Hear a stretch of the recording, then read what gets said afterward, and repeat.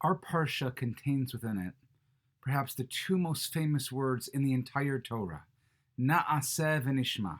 We will do and we will hear. And yet what's interesting is that two times earlier, the Jewish people, they make a very similar proclamation, but they use only the first of these two words. They only say Na'aseh. The first takes place, if you look back to Parshat Yitro, when Bnei Israel arrive at Sinai and Moshe ascends the mountain.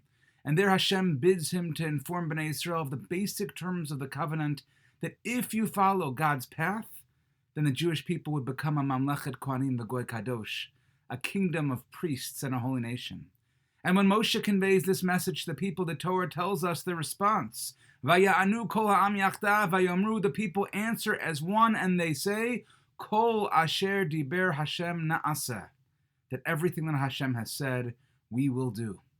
And the second time that this takes place actually happens earlier in this week's Parsha, where Moshe informs the nation of Kol Divrei Hashem ve'et HaMishpatim, all the commandments of God, but also the rules. And once again, the people proclaim B'Kol Echad, in one unified voice, that Kol Hadvarim Asher Diber Hashem Na'aseh, that all the things that Hashem has commanded, we will do.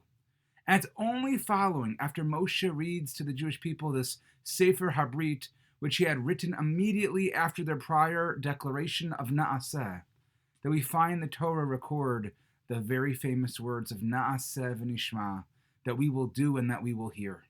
And so what we see here is that the Jewish people proclaim their obedience on three separate occasions: upon hearing the basic terms of the covenant, upon hearing the laws of Parshat Mishpatim, and upon hearing Moshe read the Sefer Habrit.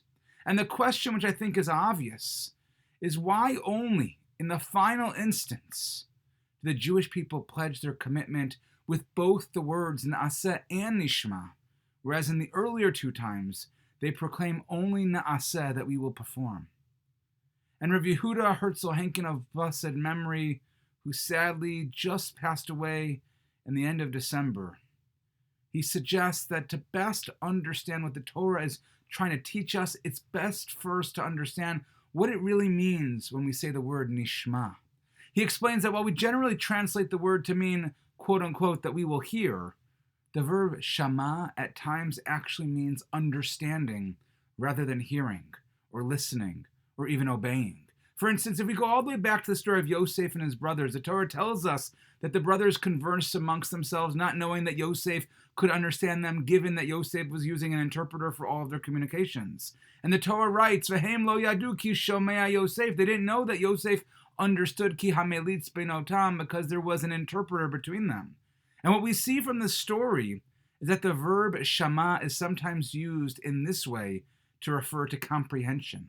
And so when we go back to our Parsha, Rav Henkin suggests that when the Jewish people use the term of Na'aseh v'nishma, they are in fact pledging that they will not only perform the commandments, but that they will then apply themselves assiduously to studying and comprehend their intricacies and meanings as well.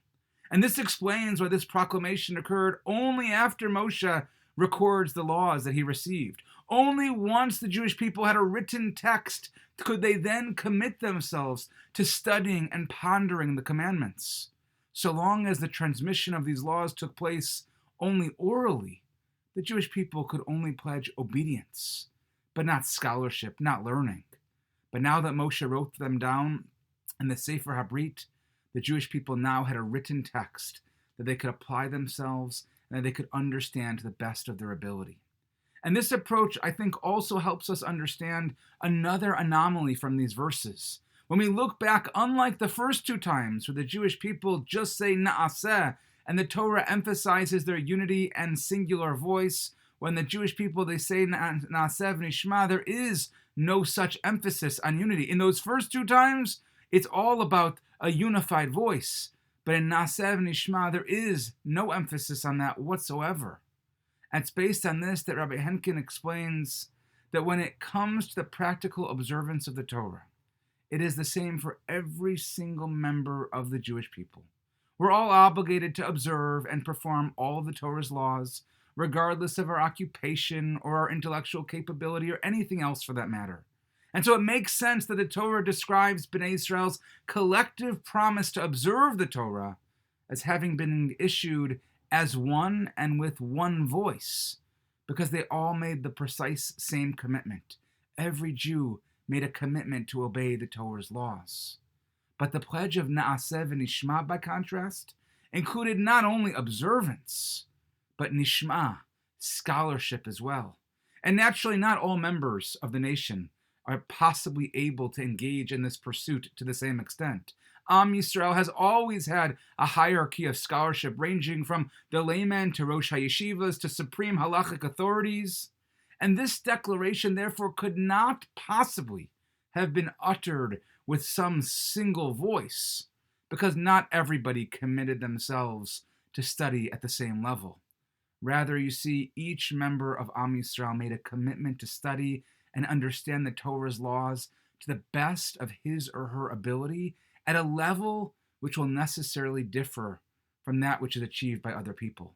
In other words, while we're all one, and while we're all united as one in our commitment to God's Torah, each of us will find our own path in pursuit of scholarship and Torah study and Torah learning. There is no singular path that we all take. There is no one standard journey when it comes to learning and growing in Torah. And in many ways, this idea reminds me of a famous idea from Rav Nachman of Breslov, of his interpretation of the phrase of Na'aseh v'Nishma. He asks, why does the comprehension, why does the Nishma happen after the Na'aseh? Why does it happen after the action? And he explains that every level of accomplishment in our lives, it brings upon it new questions. There is always more to learn after you do. The goal, you see, is not to accomplish, but rather to keep on learning. And as Rav Henkin teaches, that is a journey that we all take individually at our own pace and in our own way. Shabbat Shalom.